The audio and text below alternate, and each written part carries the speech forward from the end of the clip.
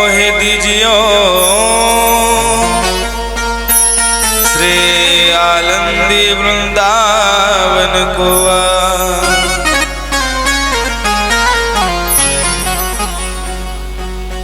या कथेमध्ये आपलं मन रममाण होण्यासाठी, आपल्या मनाला परम शांती प्रदान करण्यासाठी, आपलं मन एकाग्र करण्यासाठी सर्वांनी टाळी वाजून भजन गाण्याचा प्रयास करायचा आहे।